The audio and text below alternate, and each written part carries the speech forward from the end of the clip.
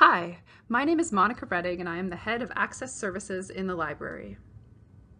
I'm Jordan Snell, Legal Advisor, Researching Copyright at Brock University. This brief video is intended for faculty members and instructors at Brock. Over the next few minutes, Jordan will provide a very basic introduction to copyright law and give you an idea of your rights and responsibilities as an educator when using the works of others. Following that, I will discuss the new support services to be put in place as Brock transitions from its Access copyright license to a fair dealing regime. And finally, who to contact for help. Copyright law has changed in recent years, and new and broader rights have been established for users of copyright-protected materials to make copies for educational purposes without needing permission. As a result, as of January 1, 2016, Brock is no longer subscribing to an Access copyright license, which previously authorized copying of limited quantities in exchange for an annual fee. Copyright law is a developing area of law and an important legal responsibility. At the most essential level, the Copyright Act protects original literary, dramatic, musical, and artistic works. Copyright does not protect ideas or facts themselves, only the expression of ideas or facts in a creative work. Copyright protection is automatic when a work is created and does not need to be registered or marked with a copyright symbol. Members of faculty own the original teaching and course materials that they create, such as handouts, slides, syllabi, presentations, tests, and exams. Students who post or share these materials on the internet without permission may be infringing faculty copyright and may also be subject to academic misconduct proceedings. Students own the original work they create in a course, including their own notes and summaries of course content, as well as assignments and projects created for the course. Students should be informed in advance, or their permission should be sought if their coursework will be shared or published by faculty. When making a copy for educational use, consider these two questions first. Is the work free to use? Many older works are in the public domain, meaning that a work is no longer copyright protected because the term of copyright has expired. This happens when the author of a work has been deceased for more than 50 years. As well, many works available on the internet are made free to use by the copyright owner through a Creative Commons or open access license. Check the terms posted on a website to be sure. Second, is the work available through a library subscription or other license? Brock has already purchased the right to make copies of many academic journals and periodicals. If a work isn't free or already licensed, the Copyright Act also provides several users' rights for educational users. If a right applies, copies can be made without permission or payment.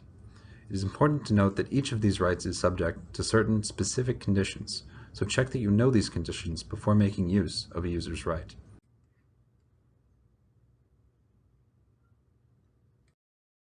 Copy a work for display in class. Play sound recordings as well as live TV and radio broadcasts. Copy insubstantial portions of a work. Copy a work if you are the copyright holder or have permission. Copy a work for use in a test or exam. Copy a work in an alternate format to meet the need of a student with a perceptual disability. Copy a work on the publicly available internet. And copy a work if it's fair dealing. Fair dealing is the broadest user's right in the Copyright Act and allows copying of short excerpts for the purposes of education, private study, research, criticism, review, parody, satire, and news reporting. Brock University has a policy to help you determine what amount of copying is likely considered to be legally fair, including up to 10% of a work, one chapter of a book, or one full article from a journal or periodical. These copies may be used on Sakai, as a print handout in class, or in a course pack. Other terms besides limitations on the amount apply, such as the importance of crediting authors and sources. Please check the library's website for the full fair dealing policy, as well as the requirements and conditions of all the other users' rights that have been listed. Finally, if no users' rights seem to apply, or if you are unsure, or you can't find the information you need, please contact me at copyright@brocku.ca with your questions or concerns. Other options besides users' rights may include contacting the copyright owner and asking permission, or asking the library to help you get permission.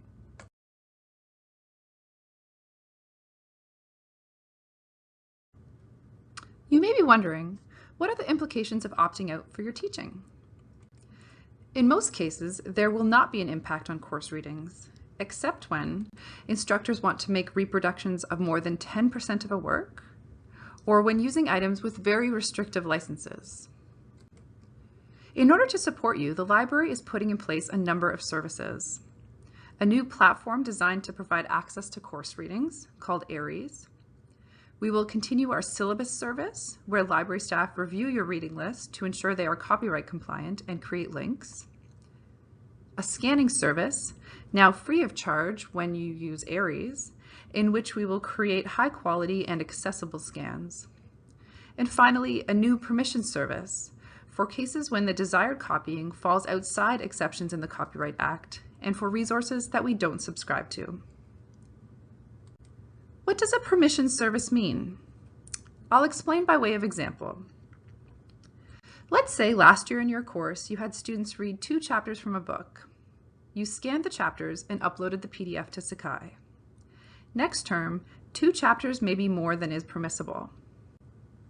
In this case, the library would seek a transactional license. We will contact the rights holder with a request. We'd like to use 2 chapters from this book for a course with 50 students for 1 term. How much will it cost us? It's important to understand that transactional licenses involve time and money. Sometimes the turnaround will be quick, within a day, and sometimes it will take longer. And the library will have a budget for these transactional licenses. But if the cost is exorbitant, we may not be able to acquire. In these cases, we will work with you and your liaison librarian to find alternate sources. So what's different? When we acquire transactional licenses, these scanned readings need to be housed in a password-protected environment in order to abide by the terms of the license. So in our example, assuming all goes well with the transactional license request, the library pays a reasonable fee, scans the 2 chapters, and makes them available in Sakai for this class for this term.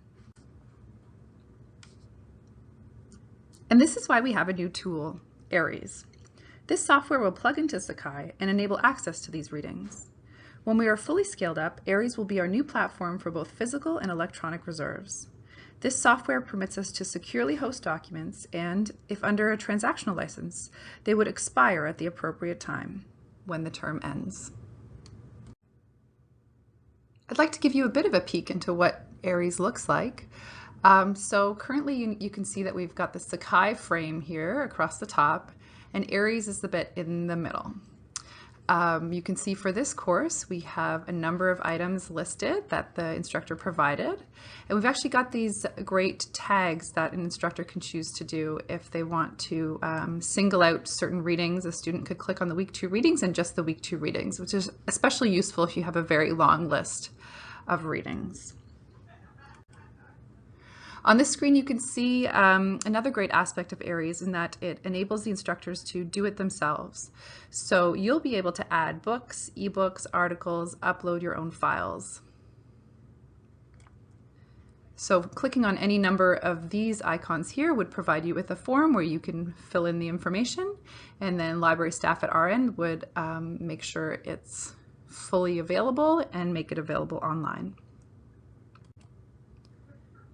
This is just an example of the student view, so you can see there's not as many options on the side here for adding items, which makes sense. The students shouldn't be adding items, but the most important piece is the list of items to read. Pretty easy to access and use the tags if you choose to use them in your course.